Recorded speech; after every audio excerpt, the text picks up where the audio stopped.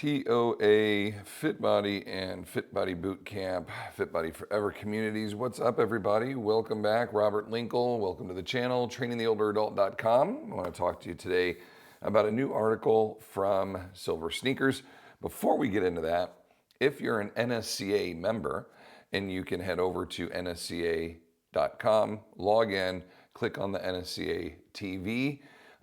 Link at the top of the page, you will see my presentation from the Personal Training Conference 2022 is up and featured on the website. It is the first one that pops up. You may have received this email the other day. Pretty exciting to see this go out to 55,000 members out there that get to see this. Just wrapped up my 3-year term with the NSCA as their board of directors representative for personal trainers. Great 3 years, especially this last year. Had the opportunity to work with this awesome group on the board and to welcome in our new president, Dr. Ian there. So very excited to have that crew in positions there, carrying on and continuing on with the NSCA. And maybe someday I've got another 3-year term, I could pop in there and be able to do it again. Okay, this is a really cool image that my friend Rick Howard just shared from an article that Dr. Feigenbaum has put up. Basically, it's the longevity curve / sarcopenia curve / the disability threshold curve. Very, very similar, as all this kind of showcases your strength and metrics and your lifespan in years. When you're a child, your strength and your abilities and all that are pretty low. And as you kind of get older into middle and then upper adulthood, you're kind of at your peak ability levels. And then if you don't train, look how quickly things drop off into the old age. You kind of get to a point where the disability threshold will probably kick in right around here, step 3, where you're now going to be dependent on somebody else to help take care of you. But if you continue to strength train on your own, we're going to push things up for stage 3, maybe all the way out towards this stage 4, to where you're either never in the disability threshold or the very last, couple of years of your life in your 90s or whatever it might be. Hopefully people just stay independent all the way until their death. That's kind of my goal and my hope for everyone out there, is that you can stay under your own willpower, your own strength, your own abilities forever. All right, so I just wanted to showcase a couple of those things. Hope you all enjoy that. NSCA members, and check out that video. Let me know what you think. Okay, new article, the best and worst exercises for bad hips. This is from Laura Newcomer, and this one just came out. Your guide to preventing falls, maintaining mobility, and relieving aches and pains in your hips for years to come. Okay, before we dive into this, I want you to remember where I am coming from. I have had 6 surgeries on my hips. I've had arthroscopies. I've had 3 total hip replacements. My right hip once, my left hip once, then 7 dislocations on my left hip in 24 hours, and then a complete revision on my left hip. If there is something that I know more than anything else on my body, it's hip health, hip strength, and how to prehabilitate hips before they go in for a hip replacement, and how to rehabilitate them afterwards. I am using that word rehabilitation in its proper form. Basically, you have a weak area or an injured area that needs to be strengthened back. My world and my realm, in the world of fitness, you're not supposed to use rehab as a personal trainer. However, in this particular area, I feel very well educated and well informed to be able to make these statements and these topics. What we're going to go through here, I'm going to agree with some, and I'm going to drastically disagree with some as well. Especially the last slide kind of blows my mind, to be honest. But then again, they are talking to a doctor and not a physical therapist and or an expert that focuses on this in particular. So, okay, here we go. They do a great job talking about sitting too much and how you're gonna find certain positions with your hips as you start to age. If they're not strong, if you have bone density issues, etc., there are gonna be certain positions that you're gonna be in throughout your day where you're gonna go, I am more susceptible to discomfort and pain when I'm in this position versus standing, or vice versa. So just understanding your body, knowing where you are most comfortable and such, definitely something to emphasize. Also, I think they keyed on, maybe it's on the next slide here, is getting in your steps on a daily basis. At least 7,000 steps per day is kind of ideal. It's always nice to use a wearable and set those goals and like get yourself in these regular routines of getting those many steps in. Keeps you active and healthy, but also keeps good repetition on your hips, on your knees, on your feet, etc., to help maintain a healthy body. They will talk a little bit about foot care as well, taking care of your feet, helping you. If you wear proper shoes, mobility and stability of the hips are based on your ground reaction and your ability to strengthen your feet via the shoes that you're wearing, and then how long can you stand on your feet, how well do you place your feet when you're walking. Basically cushioning the ground with every step that you take has a reverberation effect all the way up your body, and your hips are going to be a key part of that shock system, if you will. So if your feet aren't strong, if your foot care is poor, it's going to affect your ankles, your knees, all the way up to your hips and your lower back, okay? You're going to start to see problems there. Continuing to talk about, there's your exercise routine, fall preventative techniques for maintaining mobility and management. We're going to dive into all that here. What should we focus on? What should we not, etc. All right. Low impact. Yep. Okay. And this is Kelton Vasilif is the orthopedic surgeon from Ohio that they're going to reference on a couple of these, recommending swimming, walking, elliptical, cycling, and stationary bikes for exercise. These are all great ways to move your body without pounding on your joints. Okay, let's talk about that real quick. All right, swimming, great way to condition and work your body and strengthen joints in multiple different angles and cross sections and all this is great. Are you under your own body weight in the water? No, you are less buoyant in the water. I don't know by how much, but by a lot. The amount of gravitational impact on your body in the water is very, very small. So are you getting bone density components to this? Are you building any kind of, large amounts of strength through your body while swimming? No. Cardiovascular work, great. Small muscular rehab for hips, knees, joints, all this, absolutely. Treading water is one of my favorite rehabilitation exercises, especially for your hips. Just the action of continually moving your legs in the water, treading, and doing your little egg beaters or doing the little frog, feet in that treading water position. Great rehab. Prehab, before I went in for surgeries on my hips, I would work up to 10 to 15 minutes of just treading water. I would just start a radio show or something and have my phone sitting up on a chair and just move a foot away from the edge of the pool and just tread. Just get my mind focused on anything else. Not saying you need to continually be entertained, but anything else while you just tread water, or else you start to get rather bored just kind of sitting there in the water, because you're not doing laps. You're literally just treading. But great work there. The walking, awesome, especially in real life. Like, get outside and go walk. Probably one of the best, if not the best thing you can do, especially for your hips, for sure. You need the ground impact, and that's where people kind of get this wrong, okay? The elliptical, we'll come back to that. Bike and cycling stationaries. If your hips are healthy enough to handle that, absolutely. Certain bikes, and not all bikes are made equal. I would really encourage you to do upright bikes as opposed to recumbent bikes. A lot of people feel like the recumbent bike is going to be more gentle to your hips and your knees, and it's quite the opposite. It's really heavy on the hips because you're so hip flexor dominant to keep your legs out in front of you while cycling. It's supposed to take pressure off your back, which it does, but if you're in certain lower back injuries, will be more comfortable in that reclined seated position. However, if you can be in the upright bike position, I think pedaling for the ankle, the knee, and the hip is a more efficient position, healthier, going to encourage more glute and hamstring activation. And if you simply move the handles up higher, you'll be able to support your back and not have to round and hunch over like the Tour de France cyclists. Like, remember, we're just taking a cycling class, so who gives a shit what you look like with your handles being too high? If you look like a Poindexter, nobody cares. Put yourself in the best positions, okay? Now, what's wrong with the elliptical? The elliptical is made for a person of a certain size. Great idea. Let's put you on something like skis that will rotate when your feet never hit the ground. They're just planted and then you rotate. It's a great idea. People that cannot take a lot of ground impacts, idea is good. The design, and I don't have a suggestion for a better one, so I'm being a little nitpicky here. The designs are flawed because, and I would say the best one that I've seen is the Arc Trainer from Cybex.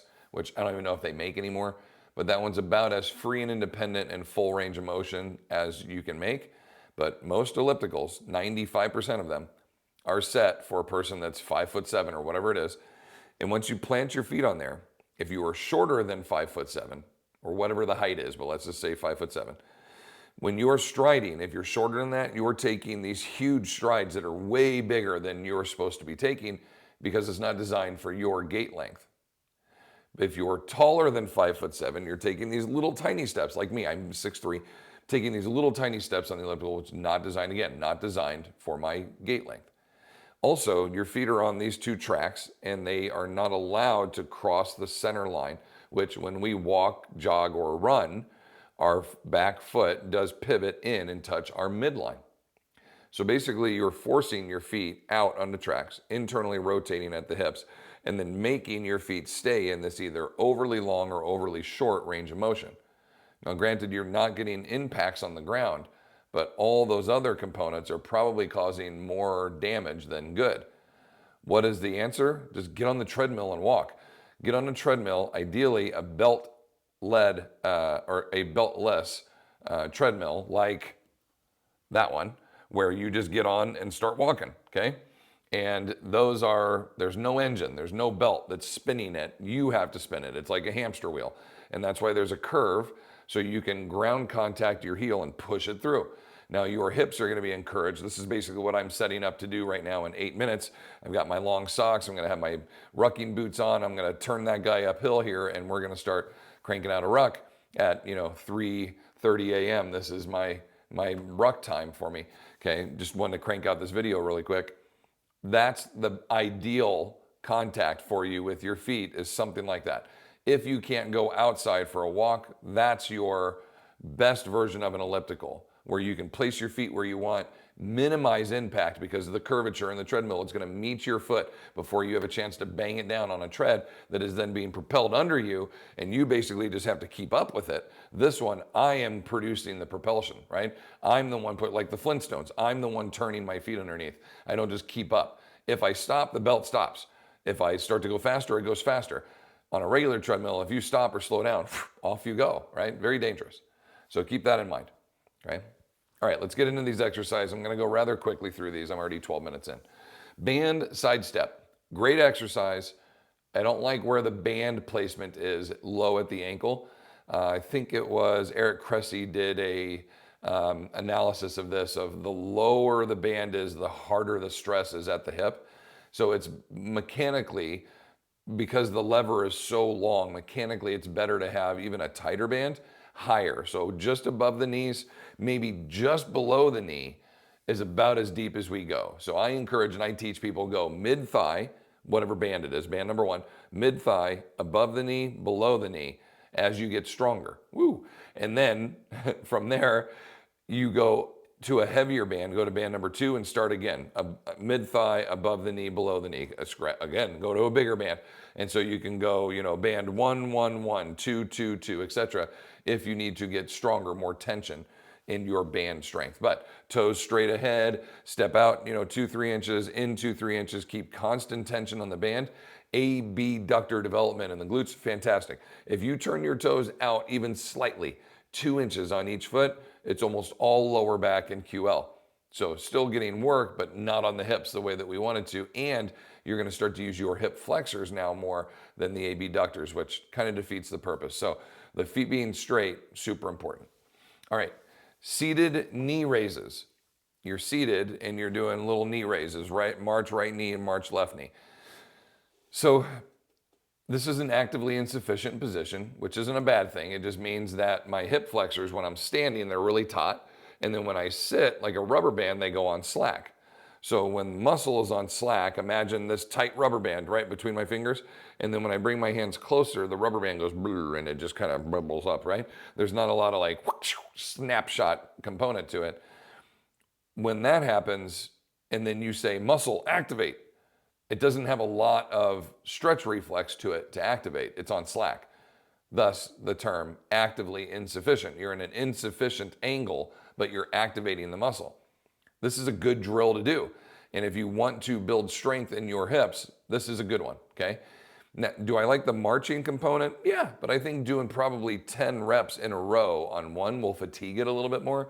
And then if you have ankle weights on, 1, 2, 3 pounds, maybe at the most, ankle weights on can really help you build a little bit of extra strength in this actively insufficient position. This is a good drill.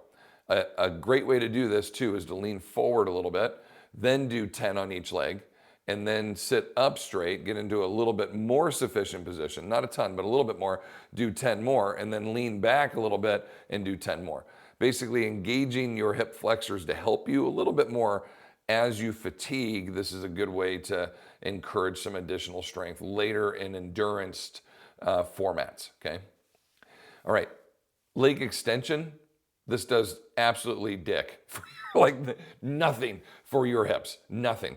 Other than you're doing an isometric contraction at the hip while you extend your leg out in front of you, this does nothing for your hips. You're doing a hold, as they put on there, you're doing a hold. If you had, and like hold for 2 seconds and then return, this is, I want to warm up my kneecap a little bit, maybe. The best thing I can say about it is she's dorsiflexing her toe when she does it, which is good technique. If she had ankle weights on and was slid back on the chair where both of her feet were suspended off the floor and could do both legs at the same time and basically make a quad extension out of it, then I would say, well, at least you're producing some overload.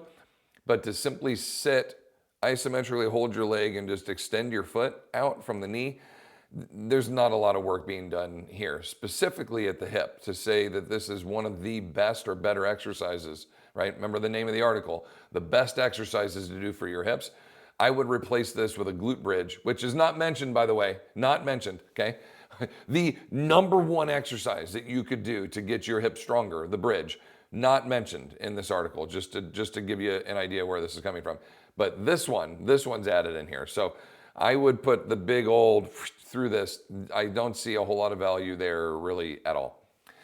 Here we go, the hip hinge. Great job, okay? Love the idea of doing this standing. A bridge would be the most efficient version of this, especially in the beginning, because you're on the ground, we're reducing vertical impact on the hip. You're gonna bridge off the floor, which would be awesome, but putting your feet up onto a box like that one, okay? Putting your feet up onto a 12-inch box and then bridging and increasing that big range of motion, dorsiflexing the toes, pulling your toes back, digging your heels into the box like you're gonna try to tip the box over towards you, gets a ton of hamstring, gastrocnemius, and glute engagement, building the entire posterior chain and encouraging a range of motion for your hips that is going to be very beneficial and strong without vertical compressing forces down on your hips necessarily. So it's a great way to introduce and teach bridging, teach hip hinging to a beginner or someone with susceptibly injured hips, as opposed to just going right to the standing good morning version or standing hip hinge like he's doing.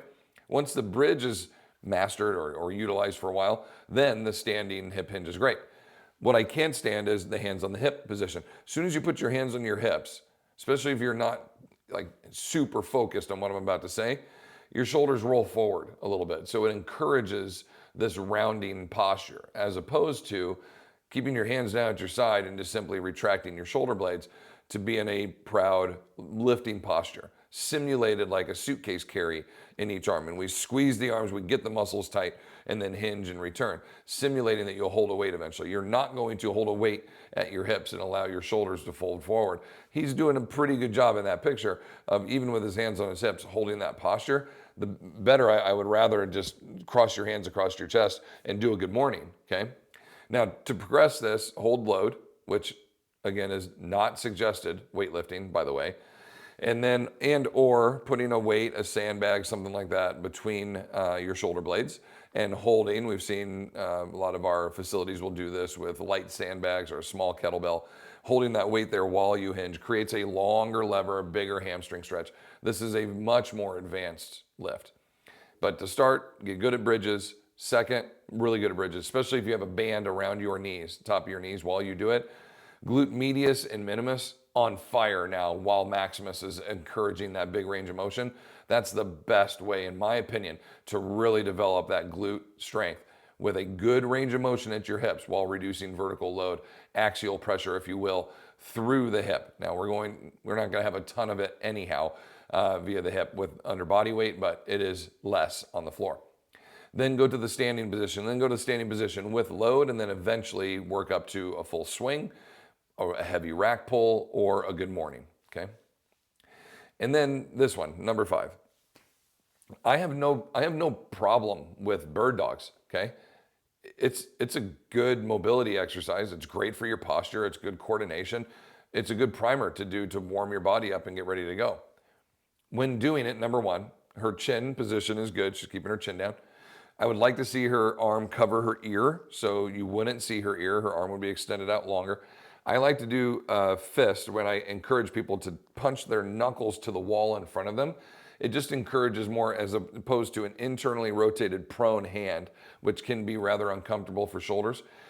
To do a neutral grip, like a neutral hammer grip, punching forward, okay, towards the floor or towards the wall in front of you, while my chin looks down at the floor. The arm on the ground should not be locked. And look at her right arm in this top photo, completely locked. So keeping a little flex there. And then the rear leg that's extending should be extended reaching via the heel, not the toe, right? So I want her to pull her toe, dorsiflex, the other direction. Her toe, this toe right here, should be all the way back over where my mouse is. The toe should be over here. She should be pulling that toe back towards her, reaching her heel to the wall. So you have a heel going this way and the fist going this way, and you're reaching as long as you can between those two. And then pretend or put a foam roller on their back, pretend there's a drink sitting on her spine, whatnot on the tailbone, and that should just stay still while you alternate your reaches, right? Opposites, opposites as you go. The floor leg as well, that toe should be engaged on the ground. Remember, you want hallucis joint engagement, big toe engagement. So if our toes are always pointed, our gastrock's not going to be engaged, our kneecap's going to be floating around on that floor leg. So to protect your kneecap, pull the toe back towards you, dig that toe in. That'll activate your quad and your gastroc. Now the pulley system on each side of the ankle and the knee are going to be engaged. Your kneecap, your patella's not floating back and forth on the floor under your body weight. It's now going to be locked in.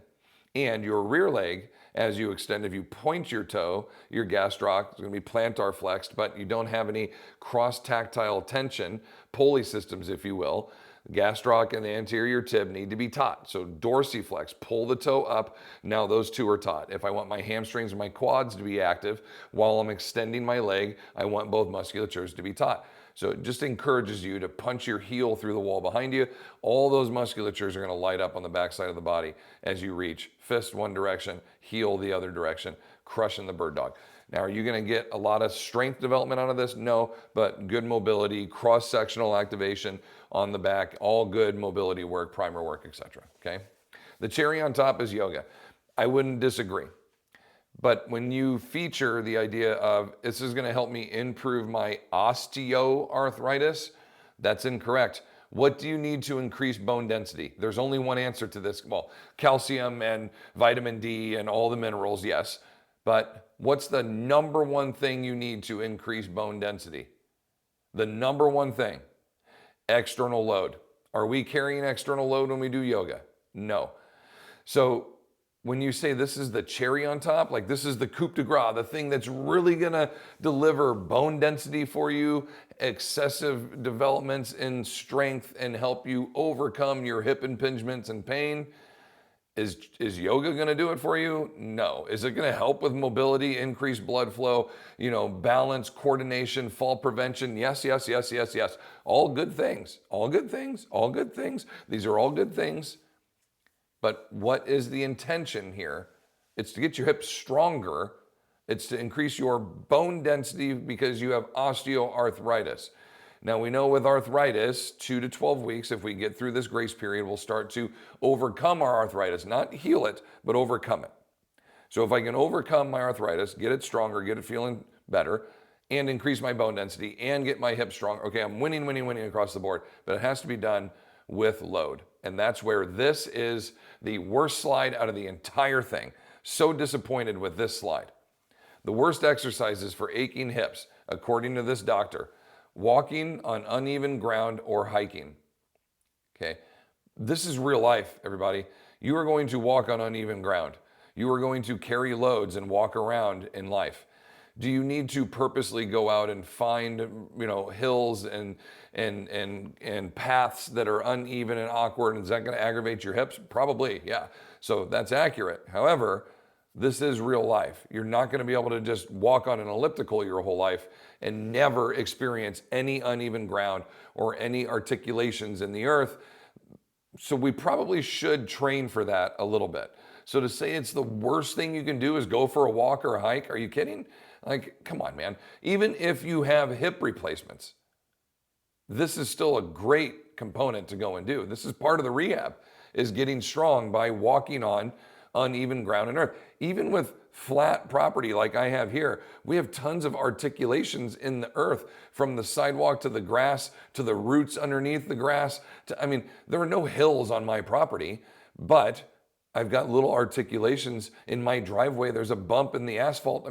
This is part of life. Real life is going to have this. So we should probably train for that a little bit. High impact activities such as fast paced running or jumping. I agree with that one. Running, especially sprinting, and any kind of jumping variation, prefixing whatever your injury is definitely going to exacerbate and make things worse. I completely agree with that. I'm on board. The third bullet point absolutely hurts my heart. Lifting heavy weights. You doctor did such a disservice by saying this. Not only did you say that, okay, also advises against any exercises that require extreme ranges of motion, which is defined as 90 degrees of bend at the knee or hip. So piss off if you ever drop anything. It's gone. It's gone forever, because you can't bend over to pick it up. You can't hinge and squat down to pick it up. Lights out, man. Drop your wallet, got to replace it. You can't pick it up, because that is an excessive range of motion you are never allowed to do again, because it's going to hurt you. Do you see how ridiculous that is? We work into those range of motions all the time. They're completely healthy. They're completely healthy. Even if you're bone on bone with no labrum, which I have been, okay, in both hips for multiple years of my life, I was still able to squat all the way down, put my knee on the floor, tie my shoelaces, and stand back up. It hurt, but I could still do it. You know why? Because that's part of life. That's a range of motion that if you don't use it, you're going to lose it. And as with any other function, if we don't continue to practice it, we will not maintain the ability to perform it. That's why babies can squat and put their ass to their ankles and have great balance and coordination. And as we become youth, we can maintain that because we keep doing it. And then as you get older and you get through puberty and your body starts to develop more, if you would keep doing those things, we would still be able to, but we don't. We transition into volleyball and football and basketball and other sports, or we just stop doing sport entirely. Well, now our ability to squat that deep, we never practice it. So we don't have it anymore. But if you see people who continue to do yoga and do Tai Chi and lift weights and increase ranges of motion and continue to do athletics where they need to squat all the way down and stand all the way back up, crazy, in their 60s and 70s, they can still do that action. Are they just elite level athletes, or did they never stop doing an action that they could do their entire life and now they can still do it? They continue to practice what they are preaching, practicing what they want to perform, and thus you will not lose that ability. Do you know what a frozen shoulder is? It's not an injury that someone like, ow, my shoulder's frozen now. It's a decade of time has gone by and you have not put your arm over your head. So your body's just like, that range of motion isn't needed anymore. So we're just gonna kind of scar tissue over the shoulder, and now here's your range. That's all you ever do, is right here in front of you. That's it. Every once in a while you brush your teeth and you comb your hair. So I need to be able to get my arm up to parallel. But when was the last time you put your arm to vertical all the way over your head? I don't do it.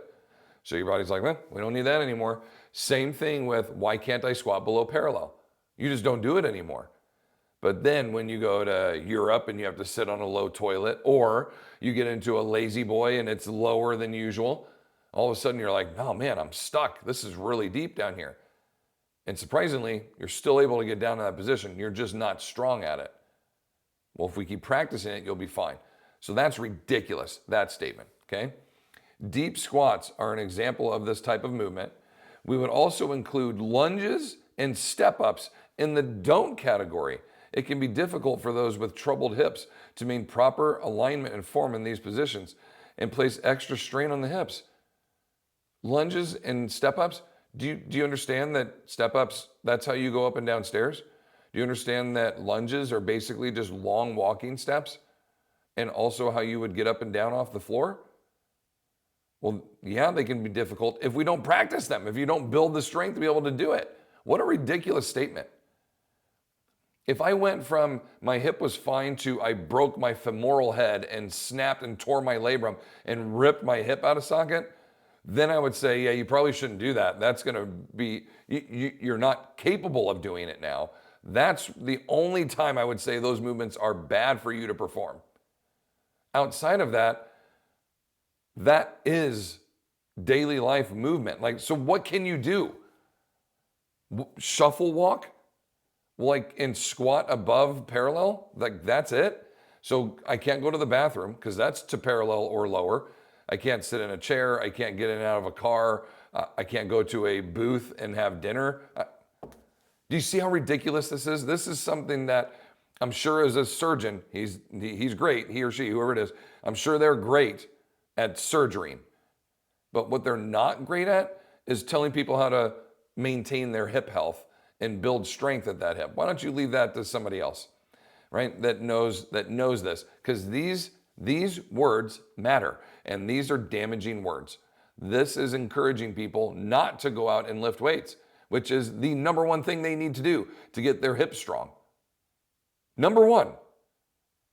As with pretty much any injury out there, how do you get it stronger? You lift weights. You have to produce an effort against an external load.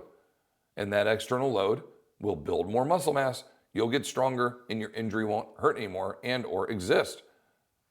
This is the whole idea of rehabilitation. Weak muscles can't support knees and hips. So what are you suggesting that we do to get our hips and knees healthier? Well, just don't use them. Don't work through any ranges of motion. Don't lift anything heavy. Walk on an elliptical or a treadmill maybe, or go swimming. Okay, that's going to help me a ton. Didn't you say earlier to do hinges? So do I not hinge below 90 degrees then? So I just work the top half? To get my hamstrings and my glutes to activate in that hinge, I have to get down below 90 degrees. This doesn't make sense. And yet, this page right here, this is the common practice and advice from most doctors out there. Do you see why I am so frustrated with this? Why this does so much harm? Because they have a white jacket on, everyone will listen to that. My surgeon told me I should never lift weights again and squat and or lunge or step up. So good luck walking the rest of your life. That's going to become a problem because you're weak and you can't do anything in any kind of range of motion. Good luck. Good luck rehabbing your hips. You're going to do your band lateral slides and quad extensions. Seated at 90, by the way. Seated at 90. That's a 90-degree squat. Anyway, I'm quit being such a smartass about this. I am so disappointed in this last slide. It's not the author's fault. Just writing what the doctor said. I'm disappointed in the doctor's comments. You do more damage with words like this than good. What you should have said was learn to lift weights appropriately, work through ranges of motion that are as full and as big as you can do without discomfort. And by discomfort, I mean pain, injury, right? But to work through ranges of motion that are challenging or that burn, that's where gains are made. That's where benefit is achieved. That's how you get stronger. You need to lunge. You need to step up. You need to bridge, which was not mentioned. You need to work through big, full ranges of motion. Good luck doing a yoga class and not squatting below 90 degrees and or flexing your knees. Contradicting information given here, to say the least, which I advise you with a bachelor's degree in kinesiology and a master's degree in sports science and personal training and a 2 decades of research and life committed to this topic, plus all my personal experiences, I advise you not to listen to that information and to lift in the biggest, fullest range of motion you can with heavier loads. Start light and build up. Don't just throw out blanket statements like don't lift heavy weights. That is ridiculous. That's exactly what you need to do. You just do it properly. All right, that's enough for me. Hope you all enjoyed this. Any comments, questions, feel free to hit me up in the comment section below. Please like, subscribe, ring the bell, share this information with everybody. Silver Sneakers, I love you sometimes. Other times I'm disappointed. Pretty good stuff. I'd say 80% of this was really good. Last slide, big thumbs down. But hey man, gives us an opportunity to educate and teach. Laura, keep up the good work. I've seen other articles that you've made, and I know your best intentions are there, as are Silver Sneakers. But it's reviews like this that help change the narratives, and that's what we need. We can't have these continued messages out there of lifting weights for older people is dangerous and bad for you. That is 100% incorrect, and I can prove it with all the research articles that I show you in pretty much every single video we put out. So if you need more proof on that, go look at anything that these authors put out here. Go look at any of the stuff that these people put out here and tell me that it's wrong or dangerous to lift weights. All right, that's enough for me. Hope you all have a great day. I love and appreciate you all. Have a great one. And as always, continue to fight your good fight against sarcopenia. We'll see you next time. Take care.